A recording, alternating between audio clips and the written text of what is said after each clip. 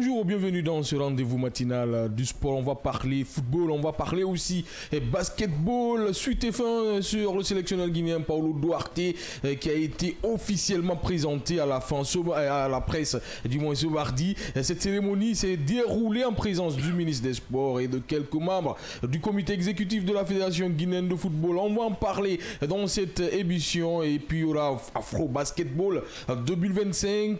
La Guinée a créé la première surprise de l'Afro Basketball en dominant le Soudan du Sud, numéro 1 africain, 88-80 à Massomedes, porté par un Alpha Diallo étincelant, 28 points, et Mamadi Diakité ultra efficace, 16 points à 100% au tir, et un Suleiman Boun Junior. Puis représentation à San Diallo, et pour bien sûr surfer sur l'actualité sportive. Aujourd'hui, on a comme d'habitude Souaibou Diakité. Bonjour, et vous le trouvez dans cette émission. Bonjour Hassan et bonjour à tous. Le monsieur qui devient de plus en plus sage, hein, Mané, bonjour et de vous retrouver dans cette émission. Bonjour Hassan, bonjour à toutes et à tous. Si vous permettez, c'est un coup de gueule ce matin, c'est concernant le Paris Saint-Germain. La manière dont ils ont viré Jean-Léger Donnarumma, j'ai pas aimé ça. Le gardien qui vous a donné la Ligue des Champions, il a été décisif pendant les moments décisifs de la Ligue des Champions dont il a été viré. Il n'est même pas convoqué aujourd'hui pour la finale de la Super Coupe d'Europe face à Tottenham, donc c'est déplorable. C'est comme ça, maintenant les grands clubs, si vous donnez le maximum, voilà, c'est une manière de laisser le club de manière...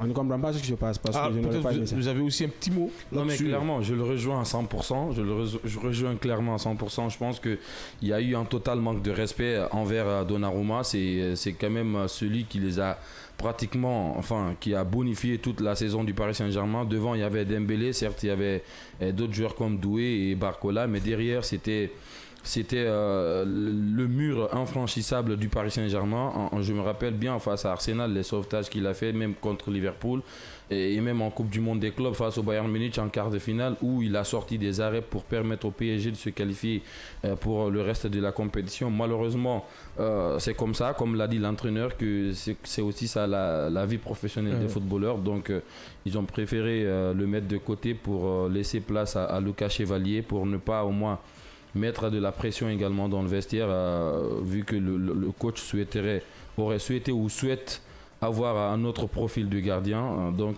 c'est pratiquement la fin pour Donnarumma au Paris Saint-Germain. Moi je déplore totalement les manières dont ça s'est déroulé. La suite, bien sûr, du feuilleton Donnarumma, demain à partir de 8h00 dans l'émission Tour d'Europe. On va commencer, c'était juste entre parenthèses, Donnarumma, un excellent gardien. Maintenant, on va venir en Guinée parler du nouveau sélectionneur guinéen. Vous étiez pour nous l'envoyé spécial de Kavi à la conférence de presse de présentation du nouveau sélectionneur guinéen. Ça a été un peu compliqué. Vous avez attendu jusqu'à 18h. Normalement, la conférence devait être débutée à 11h, c'était un peu compliqué, mais on va laisser passer, on va s'intéresser sur la présentation de l'entraîneur. On dit dans le nouveau contrat du technicien portugais, bien sûr, il est indiqué qu'il résidera en Guinée durant la durée de son contrat qui s'étend sur 2 ans, soit jusqu'en 2027. C'est une des conditions que vous imaginiez dans la tête. Bien sûr, vous savez, même hier quand on en débattait avant même l'officialisation, j'en parlais, je me disais qu'il fallait quand même qu'on impose cet aspect-là, parce que résider en Guinée, ça serait très bien aussi. Le fait de surveiller les catégories de jeunes, d'ailleurs ce sont des points qui ont été touchés hier lors de la présentation, notamment par le ministre des Sports et également le secrétaire à la FEGIFOOT. En tout cas, on espère que ça sera le cas. Vu que c'est déjà signé dans les clauses de contrat, il aura quand même des temps de congé lorsqu'il voudrait effectuer des missions du côté de l'Europe, parce qu'il y a également des joueurs là-bas qu'il faille surveiller. Donc il aura certainement besoin de faire des déplacements. Et il ne va pas résider seul, il sera accompagné de 2 de ses adjoints, le préparateur, je crois, l'adjoint principal et l'analyste vidéo qui seront là avec lui et qui vont continuer également à surfer sur la même dynamique, sur le plan qu'ils vont tracer ensemble, notamment surveiller des jeunes, des clubs guinéens, mais aussi parfois se déplacer en Europe. Ça lui permettra de connaître, de se faire une petite idée de ce qui se passe dans le pays, le football à la base, comme l'a dit Diakité, parce qu'il y a des joueurs aussi qui peuvent entrer rentrer dans cette équipe-là, qui peuvent exploser, mais il faut les pister, savoir qui peut jouer dans cette équipe. Et bien sûr, il faut qu'il y ait du suivi, comme a dit Chef Diakité. Voilà, il a des analystes, il a des adjoints pour ça, pour surveiller les talents qui évoluent sur le plan national et pourquoi pas en Europe. Parce que voilà, il y a certains binationaux qui veulent porter ce maillot pour représenter le pays dans les compétitions africaines. Mais il y a peut-être la manière de faire qui décourage certains de venir mouiller pour le maillot. Donc moi je pense quand même que c'est une bonne idée. On va attendre ce que ça va donner. C'est un gros coup pour la Fédération guinéenne de football. Mettre la pression pour que l'entraîneur, le sélectionneur du moins reste dans le pays. C'est pas tous les sélectionneurs qui l'acceptent. Et si Paulo Duarte accepte de le faire, c'est qu'il a envie vraiment d'aller dans ce bateau-là, aider ces footballs guinéens à avancer. Bien sûr, surtout que j'ai envie de dire, lui personnellement, il a aussi envie de se redonner une image parce que ses dernières prestations n'ont pas été totalement à la hauteur. Donc c'est mieux pour une sélection aussi comme la Guinée et une fédération comme la nôtre de se faire respecter, d'imposer une certaine condition. Vous savez, l'objectif principal c'était de recruter un entraîneur local. Malheureusement, après le dépôt du dossier, on a constaté qu'il n'y a pas un entraîneur aujourd'hui qui dispose d'une licence FIFA Pro. Donc ce qui a empêché, pardon. C'est le diplôme qui fait défaut. Effectivement, c'est qui a empêché aux entraîneurs locaux d'accéder au poste de sélectionneur.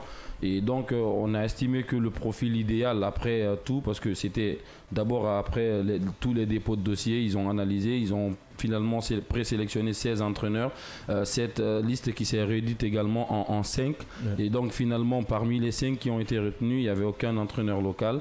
Et Paulo Duarte a été alors le premier choix parmi ces 5-là.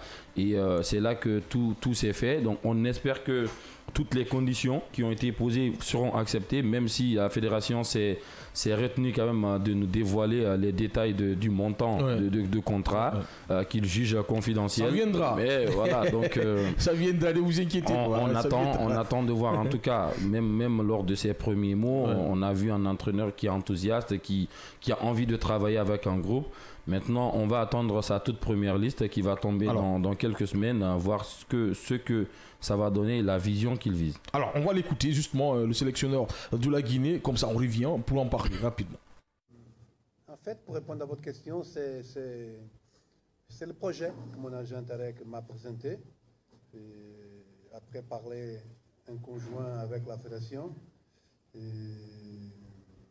Quand on parle de la Guinée, on parle d'une équipe puissante, une équipe qui a tradition dans le football africain, une équipe qui est normalement une potence de ce continent et qui aujourd'hui, malheureusement, c'est une position pas la meilleure, mais qui m'a donné beaucoup de plaisir d'avoir cette opportunité parce que c'est une potence de football africaine et que je sens qu'avec le matériel humain qu'il y a là, avec la grandiosité de cette nation de football, peut m'apporter aussi une ambition que j'ai, c'est de gagner une Coupe d'Afrique. J'ai, comme vous parlez bien, troisième place, médaille d'or avec Burkina Faso. Je veux plus, et je pense que ma carrière mérite plus, et je pense que la Guinée aussi mérite plus. Donc, on a touché les 2 points, l'intérêt du coach, l'intérêt de la fédération guinéenne de football. Et pour moi, c'est un honneur d'avoir cette challenge.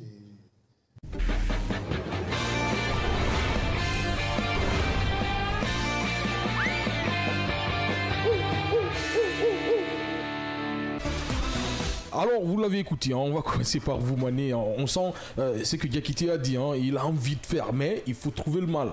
Parce que ce mal, il existe. Bien sûr. Il faut savoir le cerner, trouver la gangrène, couper.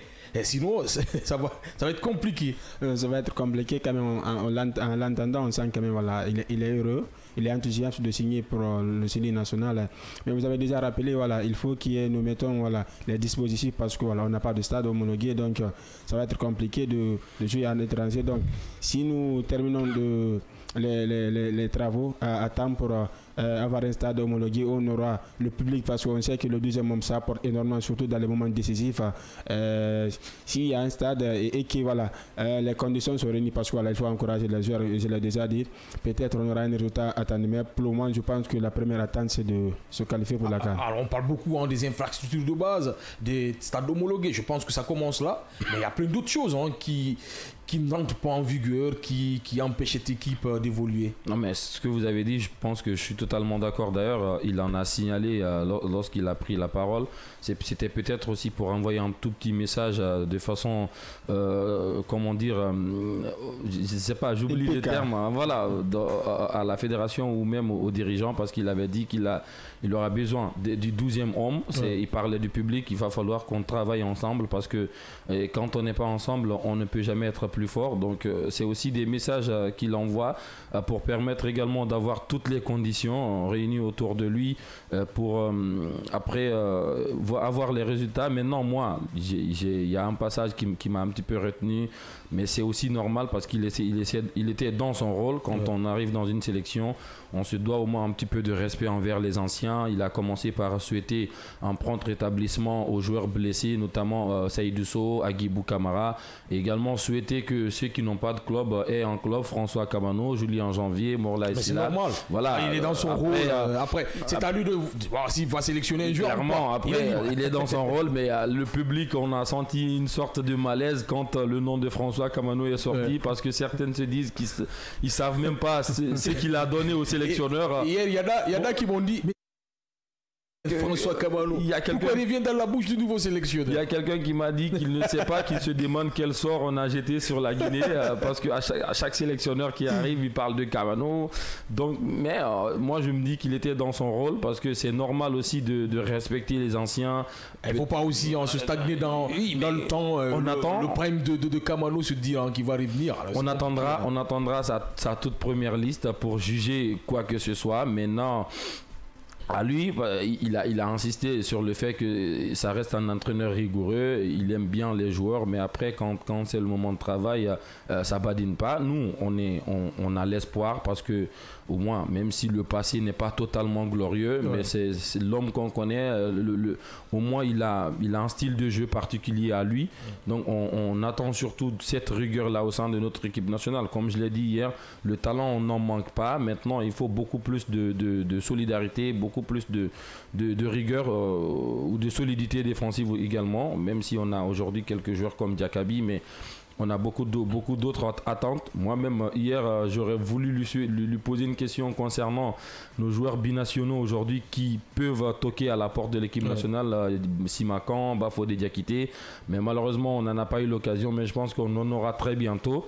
Et ça serait aussi l'un des chantiers pour lui. On sait combien les prédécesseurs ou le prédécesseur Kaba avant Michel Doucier se battait pour convaincre ses joueurs binationaux également pour allier l'équipe nationale, comme le fait beaucoup de sélections aujourd'hui. Il ne faut pas s'en voiler la face. Le Maroc également, le Sénégal. Donc aujourd'hui, pourquoi pas nous? Si on a des talents, il faut aller...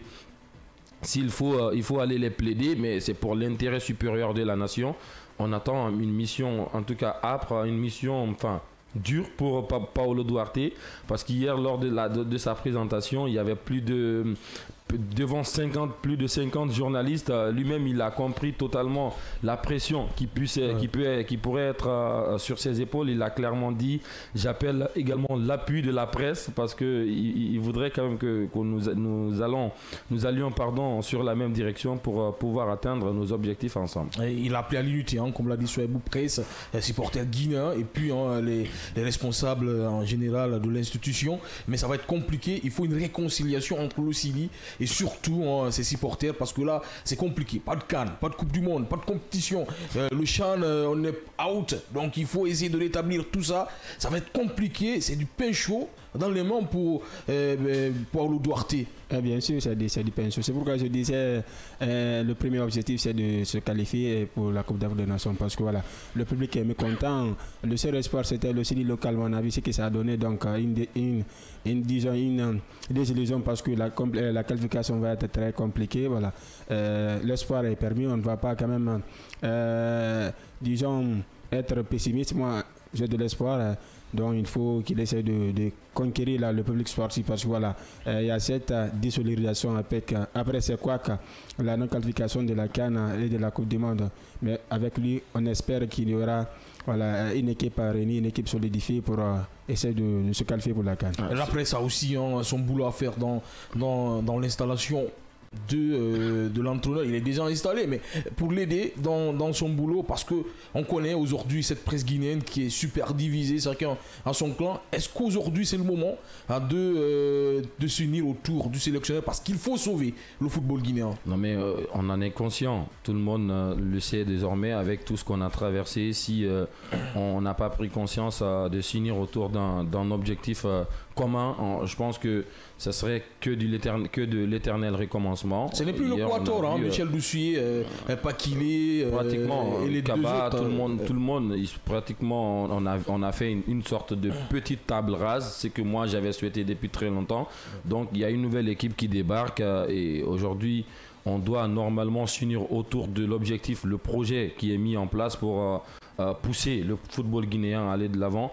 Mais vous parlez de l'objectif de se qualifier pour la CAN. Je me dis que ça c'est encore un petit peu loin parce que la CAN qui se déroule cette année vient avant déjà. Donc il faut d'abord le reste des matchs pour la qualification en Coupe du Monde, même si on a une chance très minime de se qualifier, mais au moins changer le visage de l'équipe nationale. On pourrait au moins avoir de l'espoir pour les prochaines campagnes de mais la fédération, elle sait que pour la Coupe du Monde, c'est peut-être capoté. C'est pour cela qu'ils disent la première mission, c'est la CAN 2027. Bien sûr. Même si vous avez raison, pour se relancer, il faut tout de même gagner ces matchs-là, donner la confiance à cette équipe, redonner cette confiance aux supporters. Ça peut passer par ces matchs de Coupe du Monde, pourquoi pas contre l'Algérie. Bien entendu.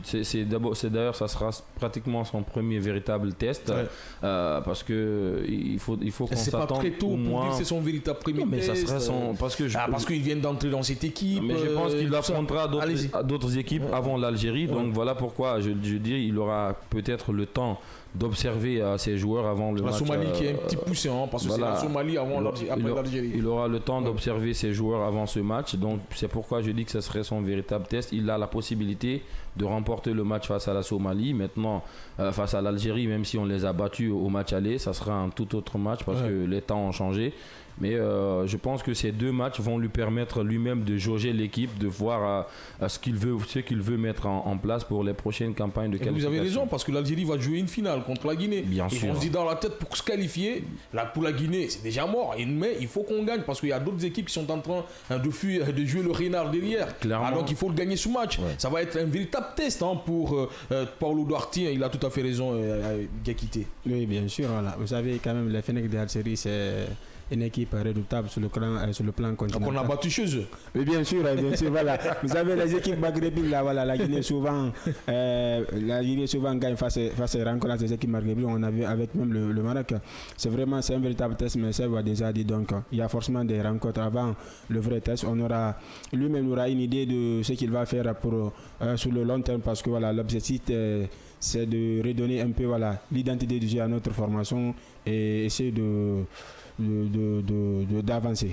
Il veut réussir, tout de même, Paulo Duarte, mais est-ce qu'il a les armes pour réussir?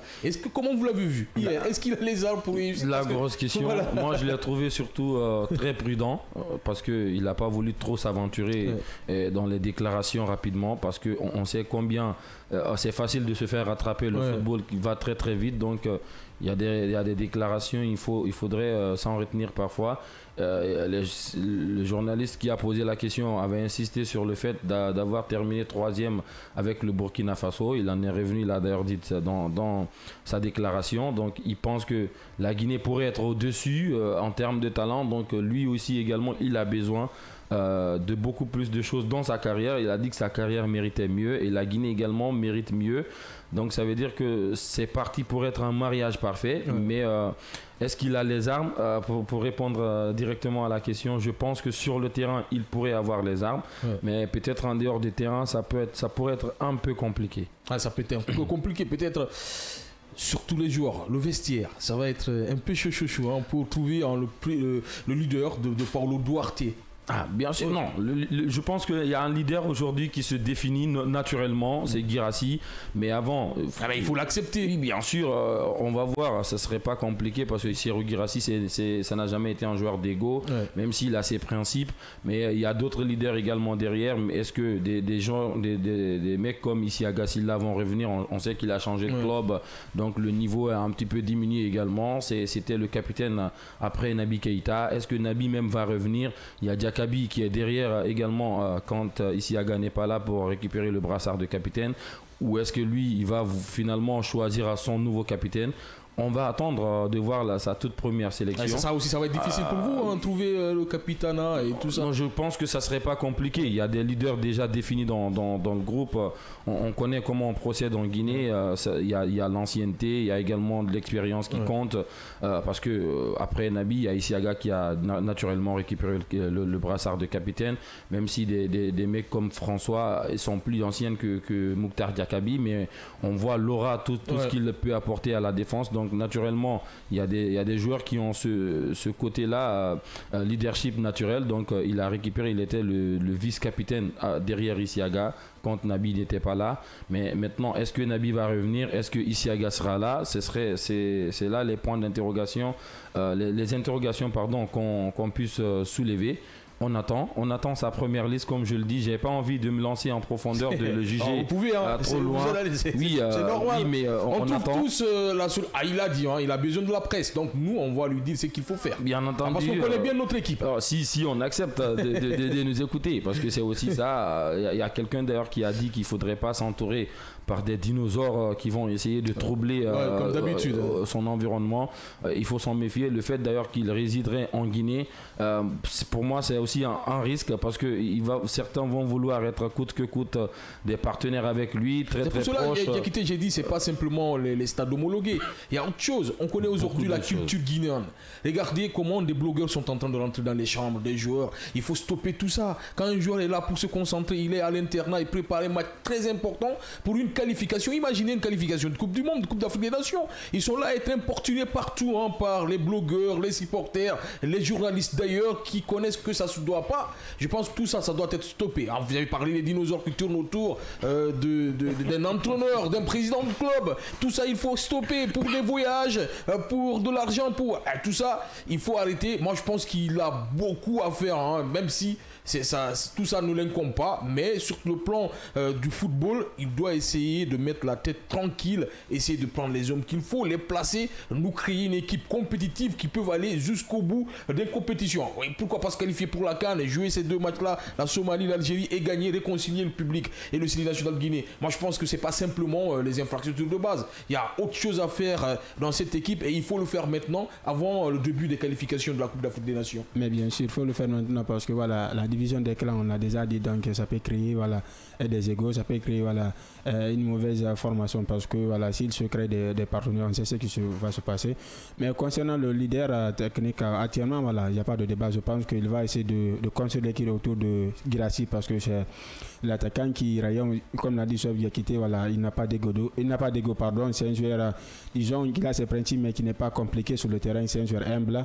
Je pense que s'il essaie de former l'équipe autour de Serhou Guirassy, il sera obligé. Donc on n'aura pas moins de problèmes. Il n'aura pas le choix. Vous pouvez nous appeler à partir de 8h30 dans cette émission sur le 629 95 67. Mais avant, on va parler de basketball maintenant. Je vous le disais, la Guinée a créé la première surprise de l'Afro-Basketball 2025 en dominant le Soudan du Sud numéro 1 africain 88-80 à Massomedes, porté par un Alpha Diallo étincelant 28 points et Mamadi Diakité ultra efficace 16 points à 100% au tir et un Suleiman Boun Junior qui a été aussi formidable. On parle des problèmes du football guinéen, mais le basket afro masculin, ça marche très très bien.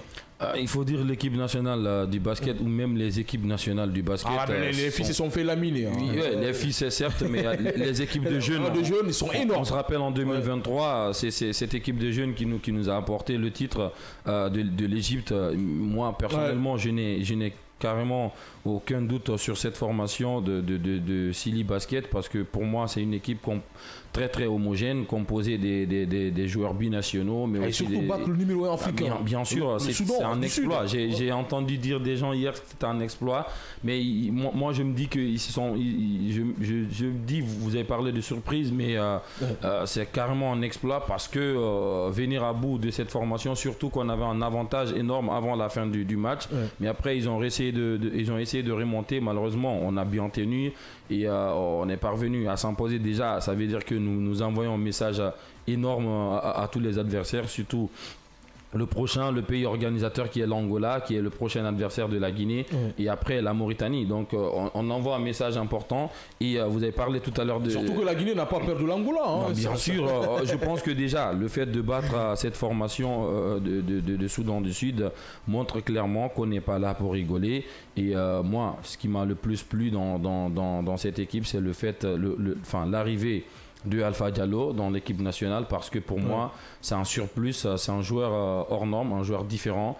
Pour moi, quand il a fait le choix, j'étais pratiquement le premier à m'en féliciter parce que je savais ce qu'il allait apporter à notre équipe nationale et on l'a vu directement hier sur le terrain. MVP, hein, Alpha Diallo, dans ce match énorme, 28 points, il a bien déjà quitté. C'est l'un des partisans de cette victoire. Et bien sûr, c'est le facteur de cette formation. Il a été héroïque, il a été énormissime. On a vu ses prestations. Voilà, donc, je ne suis pas surpris. Pour moi, voilà, cette formation, on a dit dans le passé, lorsqu'il évoluait lors de la précédente compétition du côté de l'Égypte, cette formation nous a fait rêver. Donc, j'espère qu'ils auront... C'est pas la même formation. Les autres, ce sont beaucoup plus les jeunes. Oui, c'est une équipe des jeunes. Mais là, c'est l'équipe A senior qui est énorme. Énorme tout de même. On parle de Diallo, bien sûr Diakité, mais il y a aussi Mamadi Diakité, efficace, 16 points à 100% au tir. 100% au tir. Oui, il a eu un 6 sur 6 de panier, en 4 sur 4 également sur les 3 points et un 2 sur 2 sur les 2 points. Ouais. Ça veut dire qu'il a été efficace à 100%. C'est une très belle association dans cette formation, mais moi, celui qui retient le plus mon attention, ça reste Alpha Diallo. Excusez-moi, je vais insister là-dessus parce qu'il a été énorme cette saison également avec la Roca Team de Monaco.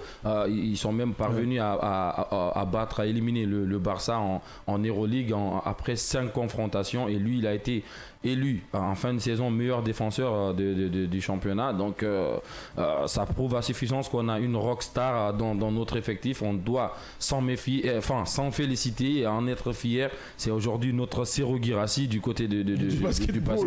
Maintenant, ce qui est aussi bien, c'est qu'il est accompagné par d'autres joueurs qui sont également énormes, capables de se surpasser avec cette efficacité de Mamadi Diakité. J'ose croire que, en tout cas, cette équipe puisse nous redonner le sourire au moins dans cette compétition, parce que vous avez parlé des filles tout à l'heure qui n'ont pas été très loin. Maintenant, l'enthousiasme est là. On a envie d'être derrière, parce que j'ai envie de dire, il n'y a pas assez de communication derrière cette équipe de basket. Hier, certes, lors de la cérémonie de présentation, c'est pas beaucoup de personnes qui moi, j'ai vu quand même une presse. La compétition joue. Hein. Bien sûr, j'ai vu une presse engagée parce qu'on était tous sur nos téléphones, on regardait, on suivait le match. Mais la presse, elle est engagée. Voilà, on suivait. N'importe quelle compétition, on regarde. On suivait les matchs. Il y avait de la passion dans la salle. On était tous inquiets même de se faire reprendre au score. Mais il va falloir mettre beaucoup plus de communication aussi, parce que c'est bien de s'intéresser, nous, de regarder, mais si on ne communique pas, je pense que le public sportif ne sera pas aussi totalement informé de ce qui se passe autour de l'équipe nationale du basket, et même la fédération de basket également devrait se bouger à ce niveau, parce que je pense que là où la FEGIFOOT a pris le dessus, c'est aussi sur le plan communicationnel. Ça communique pas très bien ou trop souvent sur l'équipe nationale. C'est l'un des objectifs surtout de nous, la presse également. Il va falloir qu'on communique plus, qu'on montre de l'importance à cette équipe nationale et qu'on envoie beaucoup de soutien, parce que c'est une compétition africaine. Ils sont capables de la remporter, ils ont le talent pour, et c'est l'un des objectifs. Et ce que nous on souhaiterait pour le pays. Alors, l'antenne maintenant elle est ouverte pour les téléspectateurs, les auditeurs, mais aussi les internautes. Vous le savez, vous pouvez nous appeler sur le 629 95 67 67 629 95 95 67 67. Je te rappelle 629 95 67 67 pour la Guinée. Plus 224 629 95 67 67. Alors la question d'aujourd'hui, Paulo Duarte officiellement présenté à la presse guinéenne et à la Guinée. Est-ce que pour vous il peut réussir? On va prendre ce premier auditeur. Bonjour monsieur, vous vous appelez comment et vous vous appelez d'où? Et vous nous appelez d'où? Commandant Keita de la cimenterie. Bonjour monsieur commandant Keita depuis la cimenterie de vous retrouver dans cette émission ce matin. Maintenant, je suis vraiment désolé qu'on n'ait pas de temps et puis vous greniez dans nos temps. On vous demande vraiment pardon. Commandant Keita, on vous demande pardon. Vous voyez que nous prenons toutes nos occupations pour vous suivre de façon rituelle, et on va se battre pour avoir un peu plus de temps avec la direction et les programmes. Ça sera très salutaire. D'abord, mon chapeau d'abord pour l'équipe nationale de basket. Ok. Mon chapeau pour eux. Et en ce qui concerne il y a un grand espoir pour moi. Déjà, il parle français. Okay. Et il a accepté de séjourner en Guinée. Donc, c'est un grand avantage, l'espoir. Comme je ne l'ai jamais été. Maintenant, ceux qui sont là à faire, disons, réveiller les bons alors l'apologie de la médiocrité, on est là à parler, il faut une sélection nationale. Et que Kabadiawara a vraiment beaucoup fait. Qu'est-ce que Kabadiawara? Il a bâti un record ici. Il a gagné 7 matchs sans victoire. C'est-à-dire 5 d'affilée, 0 points sur 15 possible. C'est un record en Guinée. Ici là-bas, on prend l'équipe olympique, on lui confie, il va aligner 3 défaites d'affilée, y compris contre la Nouvelle-Zélande. On est là à faire l'apologie de la médiocrité encore. Je ne suis pas d'accord pour la démagogie comme ça, s'il vous plaît. Kabadiawara, on ne connaît même pas son histoire. Je n'ai jamais intervenu plus qu'une minute, et permettez-moi de finir. Kabadiawara, quand on a eu besoin de lui en Guinée ici, il l'a refusé. Alors que Emmanuel Séhi Adebayor pouvait jouer pour la France. Il a joué pour le petit Togo. Mais il a joué pour la Guinée à la fin. Il a joué pour la Guinée à la fin. Il a joué pour la France. Il a joué pour la Côte d'Ivoire. Avec le choix entre Espagne et la France, il a joué pour son pauvre Cameroun. Lui, il a refusé. Quand il avait aucun problème à Nice, il est venu, mais il n'a que 6 petites sélections. On est là à dire qu'il a fait. Il a bâti un record dans le sens de la négativité. On arrête la démagogie là, s'il vous plaît. Donc, il fallait que je décharge ma colère pour les démagogues. Merci, monsieur. Oui. Mais merci, Merci, mon commandant. Merci, mon commandant. On va prendre notre auditeur rapidement sur le 629 95 67 67. Bonjour, monsieur. Vous vous appelez comment et vous nous appelez d'où? Bonjour. Vous vous appelez comment et vous nous appelez d'où? C'est Ousmane Taouya. Monsieur Ousmane, depuis Taouya, comment allez-vous ce matin? Moi, je pense qu'on parle de nouveau entraîneur, on ne parle pas de Kabadiawara. Mais pourquoi? Les gens, non, c'est pas ça. Pourquoi les gens n'aiment pas attaquer Kaba? C'est comme lui, il n'aime pas voler. C'est à cause de ça seulement. Sinon, même pour parler de Girassi, là, qui a fait Girassi, les Jarabi, là, ils sont venus en Guinée. C'est lui? Attention, là on parle du nouveau sélectionneur, hein. On n'est pas dans le débat de Kabadiawara. C'est ce que j'aurais voulu dire. Justement, nous on veut juste savoir si pour vous, dans la tête, le nouveau sélectionneur peut réussir en Guinée. C'est la question. Il est parti, on va prendre un auditeur rapidement sur le 629 95 67 67. Bonjour monsieur, vous vous appelez comment et vous nous appelez d'où? Bonjour Hassan, bonjour Diakité, bonjour Mané. Mané. Bonjour, bonjour monsieur Dramé, heureux de vous avoir ce matin. Là, je vous appelle depuis la frontière. Ah, depuis la frontière, alors vous avez suivi le débat entre les auditeurs. Est-ce que pour vous, le nouveau sélectionneur de la Guinée peut réussir? Oui, d'abord, je commencerai par dire à mon commandant que il ne faut pas qu'il nous traite, de démagogue, nous qui supportons les choses. Non, vous ne traitez pas de démagogue, hein. C'est juste un débat lancé. Hein. Vous êtes libre, vous avez votre droit de réponse, mais sans attaquer quelqu'un. Allez-y. Voilà, Hassan. Oui. Moi, je ne connais pas l'entraîneur là, d'où il vient et qu'est-ce qu'il a fait dans le sport. C'est un ancien sportif c'est un ancien coach qui est connu à l'international ou bien, je ne sais pas, je ne connais pas. Allez-y, Diakité, il faut répondre. Oui, il a été joueur portugais, enfin pas international, mais il a joué dans le club de Boa Vista au Portugal. C'est là où il a été formé et c'est là qu'il a commencé sa carrière d'entraîneur également. Il est passé par quelques jeunes, par quelques petits clubs au Portugal. Il a entraîné également Le Mans en France. Sélectionneur du Gabon, du Togo et du Burkina Faso. D'ailleurs, la dernière prestation à la CAN, c'était une 3e place avec le Burkina Faso en 2017. Et après, il a signé un contrat à Arabie Saoudite à Al Okhloud où ça ne s'est pas totalement très bien passé. C'était son dernier club, enfin sa dernière équipe en titre avant de signer pour le Sili national. Vous avez compris, hein, monsieur Dramé. Oui, donc je prie pour lui. Okay. Mais il a beaucoup de choses à faire. Hein. Ouais. Ça, c'est compliqué. Notre Sili national, là, il a beaucoup de choses à faire. Arsène, merci beaucoup. Hein. Merci beaucoup, monsieur Dramé. On espère vous revoir très rapidement. Vraiment, vous nous manquez aussi. On va continuer les appels sur le 629 95 67 67, 629 95 67 67. On parle de la Guinée, on parle du sélectionneur guinéen, de nouveau sélectionneur guinéen. Pour vous, est-ce qu'il peut réussir, hein? Vous pouvez nous appeler sur le 629 95 67 67 avec Mamadou Diallo. On va prendre tout appel hein, rapidement. Bonjour monsieur, vous vous appelez comment et vous nous appelez d'où? Oui, allô? Allô, oui. Oui, tout je dis Ousmane. Allez-y Ousmane, on n'avait pas fini avec vous, allez-y. Le nouveau entraîneur, moi tu sais pourquoi j'aime les entraîneurs portugais? Ouais, allez-y. Sinon moi je ne sais pas pour les entraîneurs blancs, mais j'aime les entraîneurs portugais et il y a certaines choses ils ne l'acceptent pas. Ok. Comme nous, on impose certaines choses sur les entraîneurs, mais ils vont regretter, ils vont donner jusqu'à 2027, non? Ils vont voir, lui, il ne va pas accepter qu'il est entraîneur français à péter en Guinée. Qu'est-ce qu'ils vont regretter, Ousmane? Toi aussi, à chaque fois. Ils vont regretter, ils vont donner 27 ans, jusqu'à 2027, non? La qualification jusqu'à 2027, non? Ils vont commencer à imposer leur système de ceux qui sont habitués, et lui, il ne va pas accepter ça. Moi, je ne suis pas pour les entraîneurs blancs, mais je sais les Portugais et à certaines choses, ils ne l'acceptent pas.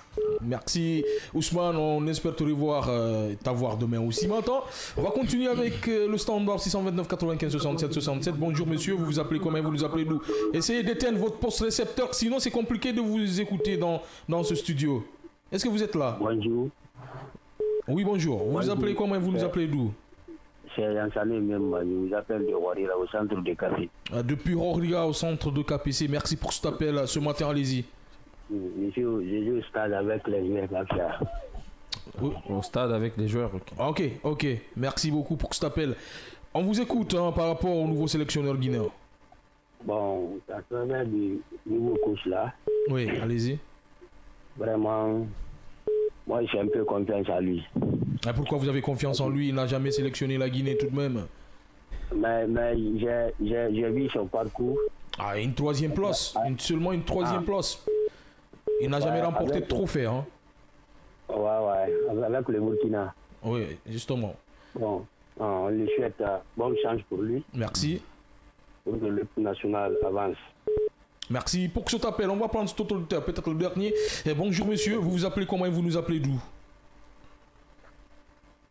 Est-ce qu'il est là? Bonjour monsieur, vous vous appelez comment et vous nous appelez d'où? Bonjour, c'est qui nous appelle de Matoto. Depuis Matoto, heureux de vous avoir ce matin. Allez-y monsieur, rapidement.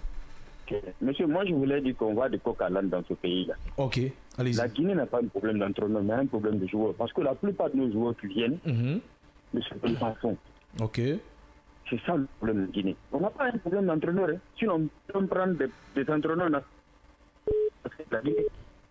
Mais fort malheureusement, c'est-à-dire le CDH du pays en fait. Et moi, ça ne m'étonne pas. Il n'y a pas de base, il n'y a pas de centre de formation, il n'y a rien, il n'y a pas d'infrastructure. Vous voulez qu'on aille de l'avant. Rien n'est professionnel pour vous. Franchement, il faut qu'on se prenne un peu au sérieux. Dans les autres pays, regardez l'Ouganda, qui a battu la Guinée sur le score de 3-0. Ça ne vous dit rien? Et la Tanzanie aussi qui a éliminé la Guinée. L'équipe A, c'est la même équipe qui joue en le Chan.